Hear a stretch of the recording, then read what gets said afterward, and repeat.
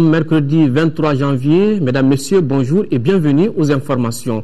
Le Burundi apportera son soutien indéfectible au Mali dans sa lutte de récupération des régions du Nord. Déclaration faite hier par l'ambassadeur du Burundi au Mali avec résidence à Abidjan à l'issue de l'audience avec le président de la République par intérim.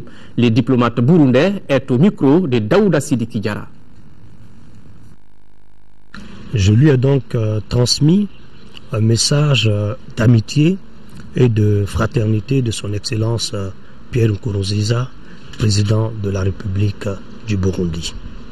C'est un message de solidarité et d'encouragement à tout le peuple frère du Mali qui traverse aujourd'hui une situation difficile. Donc l'expression de cette solidarité, vous pouvez bien comprendre, se retrouve dans la position aujourd'hui du Burundi. Le Burundi a décidé d'envoyer des troupes pour soutenir l'armée malienne, pour soutenir l'armée de la CEDEAO déployée déjà ici au Mali. Donc nous voulons aujourd'hui partager les dividendes de la paix que connaît le Burundi. Le Burundi est un pays qui a connu 13 années de guerre civile, avec son corollaire de destruction et de désorganisation totale de l'administration. Aujourd'hui, nous sommes en paix. Le Mali est un pays avec lequel nous entretenons d'excellentes relations, tant au niveau diplomatique qu'au niveau de la coopération bilatérale. Nous pensons que nous devons être aux côtés du Mali, du peuple malien pendant ces moments difficiles. À la primature, le Premier ministre Django Sissoko a reçu hier successivement le commandant de la mission de l'Union européenne chargé de la formation de l'armée malienne, venu annoncer au chef du gouvernement l'arrivée à la mi-février d'une équipe d'experts pour évaluer les besoins de l'armée malienne et la commissaire de l'Union européenne en charge de l'action humanitaire. De ce côté, la nouvelle est que l'Union européenne octroie à notre pays 13 milliards de francs CFA destinés à l'aide humanitaire. Mohamed Diarra. Le général de brigade François Lecointre, il est le commandant de la mission européenne de formation de l'armée malienne. Et c'est lui désormais qui a la responsabilité de renforcer les capacités de l'armée malienne. L'officier français est venu échanger avec le Premier ministre sur le lancement très prochain de cette mission au Mali et le calendrier de la formation. Le général français annonce qu'à la mi-février, une équipe de liaison se rendra au Mali pour faire l'expertise de l'armée malienne. On va voir quand est-ce qu'on commencera la formation des recrues elles-mêmes. Des soldats maliens, la formation qui va se faire par phase successive de groupes de soldats, qui pourraient être des compagnies ou des bataillons de l'armée malienne, se ferait entre 2 et 3 mois, pour chacune des périodes de formation. La formation proprement dite devra commencer en fin mars et aura une durée de 15 mois pour un coût estimé à près de 8 milliards de francs CFA. Mais, avertit Lecointre, les réalités du terrain pourraient changer la donne. Pour l'ancien commandant du 3e régiment d'infanterie de marine de Vannes, l'objectif est clair et les événements en cours n'ont aucune incidence sur la mission à lui confier. L'ambition n'est pas d'arrêter l'ennemi sur la ligne de front. L'ambition, elle est de permettre sur le long terme la reconstruction solide, durable d'une armée malienne qui soit partie d'un État malien démocratique, réconcilié, reconstruit. L'un des volets de cette formation, c'est bien le respect du droit humanitaire international, une situation qui préoccupe l'Union européenne. Le commissaire de l'Union européenne est venu partager son inquiétude avec le Premier ministre et par la même occasion le rassurer de la disponibilité de son institution à aider le Mali. Changing circumstances, we are adding L'Union européenne avait déjà fourni en 2012 78 millions d'euros en aide humanitaire et nous avions rajouté, quand je suis passé au Mali la dernière fois, encore 20 millions d'euros. Et donc nous allons de nouveau en 2013 rajouter 20 millions d'euros en aide humanitaire pour appuyer les acteurs humanitaires à faire face aux besoins de la population. Des propos qui montrent à suffisance que le Mali n'est pas seul dans son combat contre le terrorisme. A précisé que la mission européenne sera composée de 450 éléments, dont 250 instructeurs et 200 hommes pour l'appui et la protection de la mission. Session extraordinaire de l'Assemblée nationale, les députés ont autorisé hier la prorogation pour 3 mois de l'état d'urgence au Mali. Le but est d'assurer le bon déroulement des opérations militaires en cours pour la libération des régions occupées. Le projet de loi a été défendu par le ministre de l'administration territoriale, de la décentralisation et de l'aménagement du territoire. Le point, c'est avec Ibrahima Traoré. Sans surprise, l'Assemblée nationale autorise à l'unanimité la prorogation pour 3 mois de l'état d'urgence sur l'ensemble du territoire national. L'état d'urgence a été décrété au Mali le 12 janvier dernier. Il vise à instaurer et à maintenir un climat social serein dans tout le pays. Son but est d'assurer également le bon déroulement des opérations militaires en cours pour la libération des 3 régions occupées. Ça autorise le gouvernement à prendre certaines mesures concernant les libertés individuelles et collectives, les libertés d'aller et de venir, les libertés de réunion, même la liberté de presse. Il y a des choses qu'on ne doit pas s'autoriser à dire en ces périodes-là. Il y a des radios qui vont sûrement être fermées s'ils continuent à tenir certains propos hostiles envers des amis du Mali qui sont venus nous libérer, qui sont en train de perdre leur fils pour la liberté de notre pays. Il est absolument inconcevable et inadmissible que des gens continuent à dire, excusez-moi, n'importe quoi. Les perquisitions pour détecter à tout moment les individus ou les armes qui sont cachées par-ci et par-là, c'est normal dans cet état aujourd'hui d'insécurité dans lequel nous vivons. Interdire des manifestations de gens qui mettent en danger les populations, c'est tout à fait normal. Le Parlement recommande au gouvernement de prendre toutes les mesures nécessaires pour préserver l'ordre public et la tranquillité des populations. Les députés demandent ensuite la mise en œuvre de la décision avec toute la rigueur, tout en évitant les abus éventuels. Enfin, l'hémicycle préconise une vaste campagne d'information et de sensibilisation des populations. Nous donnerons tous les moyens et nous prendrons toutes les dispositions utiles pour que ces mesures soient observées. Nous constatons une mobilisation totale de l'Assemblée et la disponibilité de l'Assemblée à accompagner actuellement le gouvernement à travers les missions de sécurisation que nous conduisons actuellement, mais aussi nous avons bien apprécié l'accueil que l'Assemblée a réservé aux amis du Mali qui sont aux côtés des forces de sécurité et de défense actuellement afin de sécuriser nos régions de Gao, Kidal et Tombouctou. L'Assemblée nationale a saisi cette opportunité pour réitérer son soutien à l'armée malienne et à ses alliés. D'ailleurs, les députés renoncent encore aux indemnités de leur session extraordinaire pour contribuer à l'effort de guerre. L'intervention militaire au Mali n'est pas dirigée contre l'islam, bien au contraire, notre pays se bat pour son unité et son intégrité territoriale. Ces propos sont du président du Haut Conseil islamique. Sur le sujet, Mahamoudou Dicko a animé hier un point de presse pour éclaircir la position de la structure fêtière islamique. Le président Dicko regrette la non-assistance de l'organisation de la conférence islamique à notre pays dans la résolution du conflit sécuritaire qui prévaut. Bourama Traoré. Un point de presse et un objectif, dénoncer la déferlante machine de désinformation sur l'intervention militaire au Mali. Principal animateur, le président du Haut Conseil islamique Mahmoud Dicko, pour qui la guerre au Mali vise essentiellement à combattre les hommes ni foi ni loi et à rétablir l'intégrité territoriale de notre pays.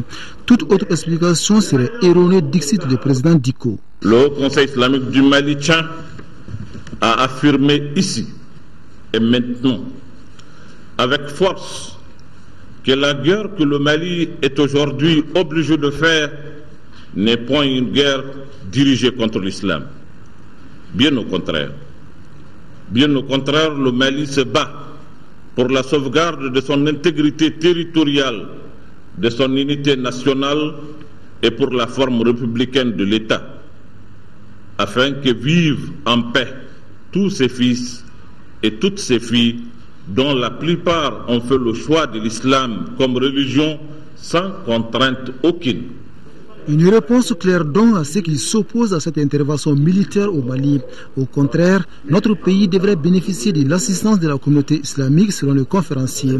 Pour lui, rien ne justifie aujourd'hui l'inaction de l'organisation de la conférence islamique face à la crise sécuritaire au nord malien. Le Haut Conseil islamique du Mali regrette que le Mali, membre fondateur de l'organisation de la conférence islamique OCI, n'ait pas bénéficié, il faut le dire, dans cette période particulièrement difficile de son histoire, de la solidarité islamique à laquelle il a pourtant toutes les raisons de prétendre.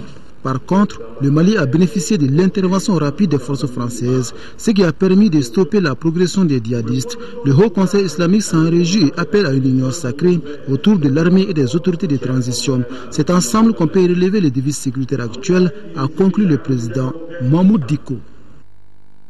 Pour soutenir l'effort de guerre, le Haut Conseil islamique et l'AMIPI Bureau de Mopti ont organisé une séance de lecture de Coran et de prière, une initiative appréciée par les autorités civiles et militaires de la région de Mopti. Envoyés spéciaux à Mopti, Moussa Henri Maïga, Aliou Touré.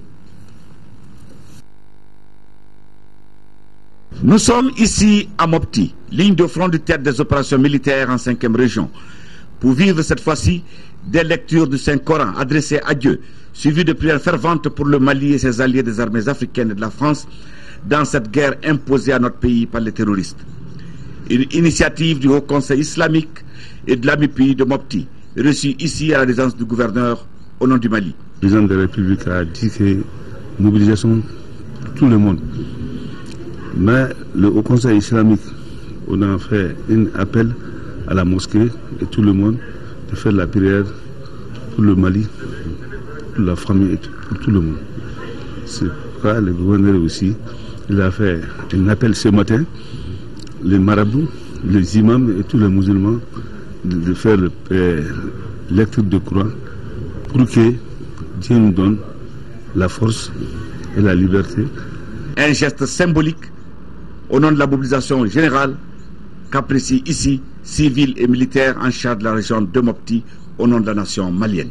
La cérémonie de lecture du Coran ce matin pour faire des bénédictions en faveur de nos forces armées de sécurité et plus particulièrement à tous ces hommes valeureux que nous avons perdus sur le champ de combat. Et aussi faire des bénédictions pour ceux qui continuent la lutte pour la libération totale de notre pays. La grande signification de cette lecture du Coran, c'est pour dire que le Mali est un pays de religion, un pays de tolérance religieuse, où coexistent et se respectent toutes les religions animistes, protestantes, chrétiennes et musulmanes. Et nous sommes sous la voie du prophète Mohammed sallam,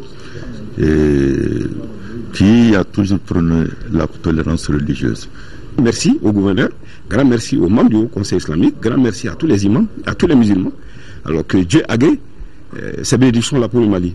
Et Inch'Allah, l'armée va gagner et le Mali va gagner. Inch'Allah. Il faut noter qu'à cette lecture du Saint-Coran à Mopti, dédiée à nos forces armées de sécurité et alliés en cette période de guerre, a pris part une délégation de diverses associations du nord du Mali venues de Bamako, dont Zassia Latsaltari.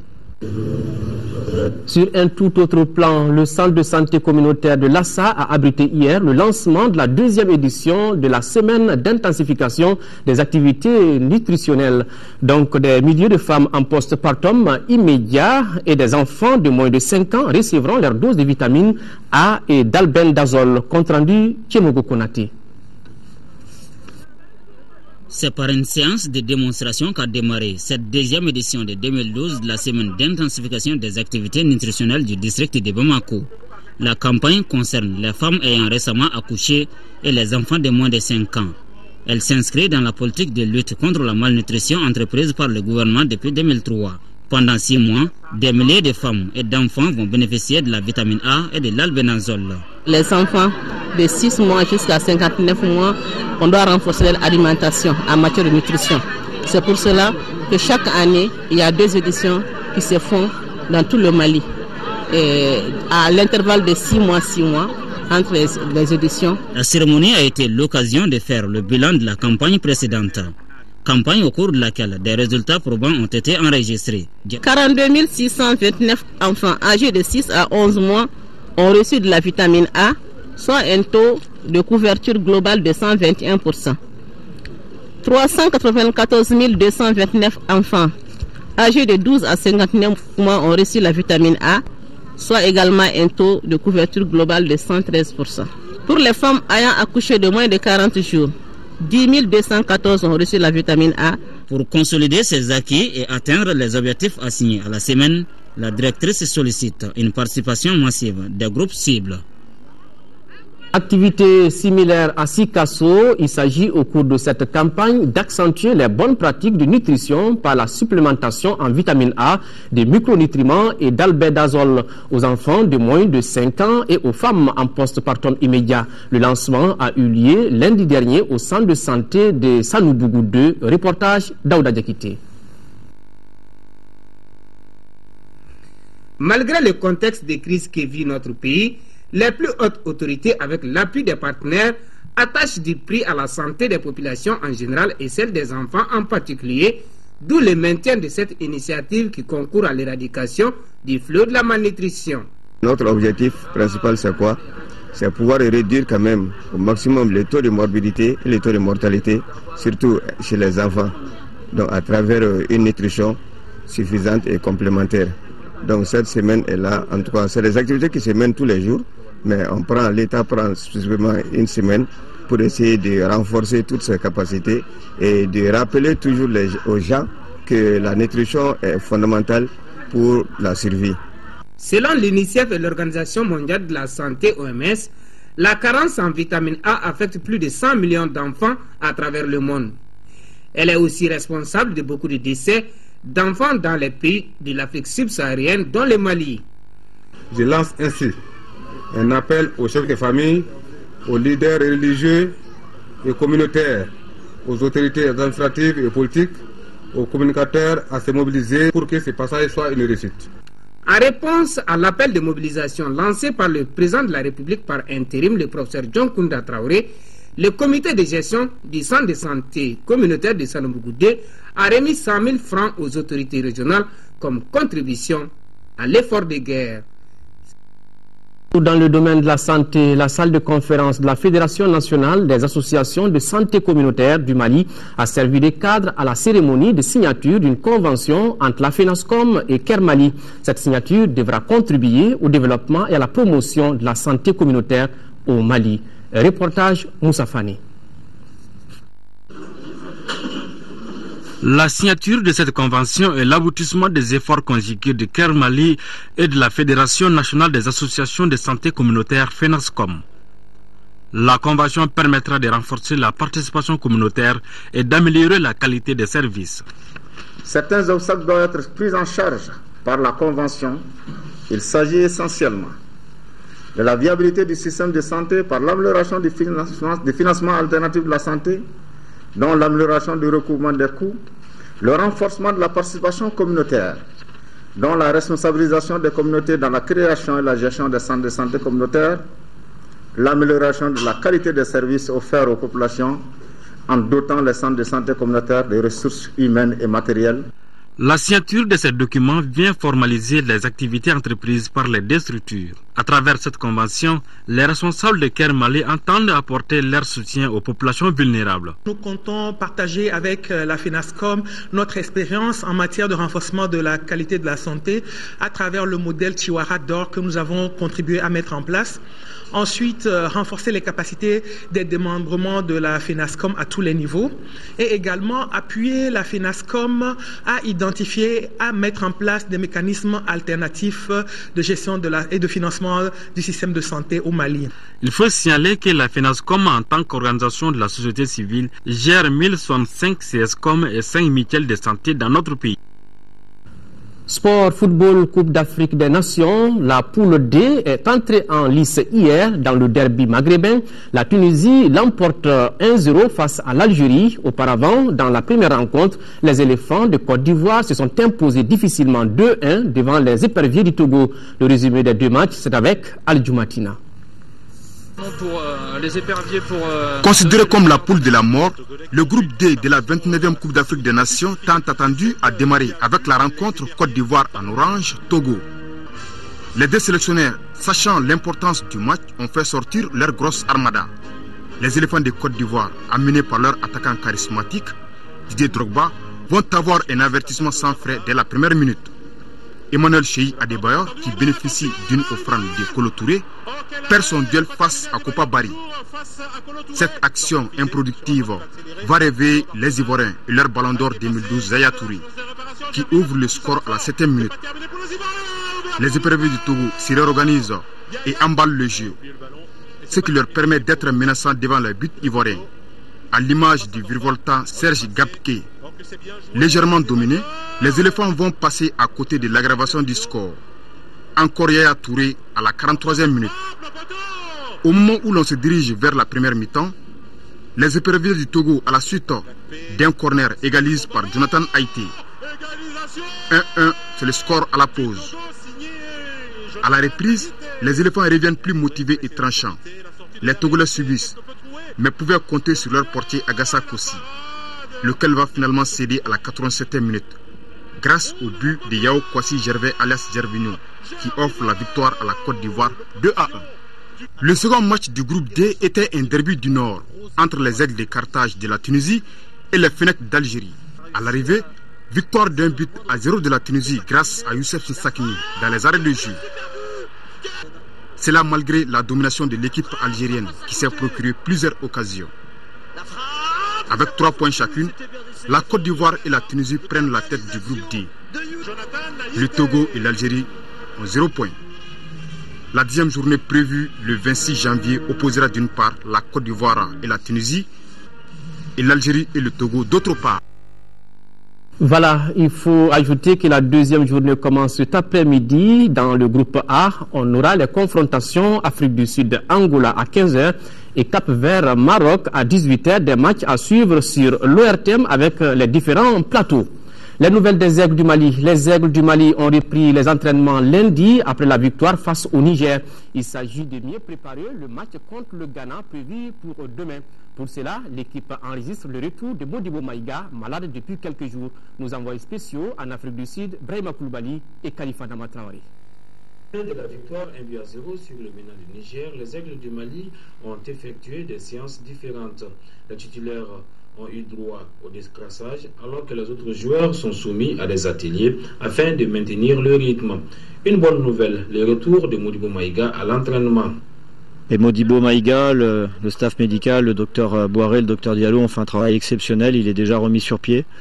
Il sera peut-être même prêt pour jeudi, ce qui me paraissait totalement inespéré il y a quelques heures de ça. Donc vraiment un grand coup de chapeau au staff médical qui a fait un travail exceptionnel. Je me sens super bien maintenant. Je me sens en forme maintenant. Bon, je peux dire c'était plus un coup de fatigue. Les Maliens peuvent compter sur Modibo Maïga pour le match contre le Ghana? Oui, bien sûr. Là, alhamdoulilah, Dieu merci, je suis bien, je suis en forme maintenant. Sambasso, indisponible contre le Niger, espère lui aussi retrouver le groupe. Ah, ça va, il y a du mieux aujourd'hui. J'ai couru, j'ai fait des appuis et je vais aller tout doucement pour ne pas prendre de risques. Maintenant, le match c'est jeudi et on va essayer de voir ce que je peux faire avant ce jour-là. Et ce match contre le Ghana?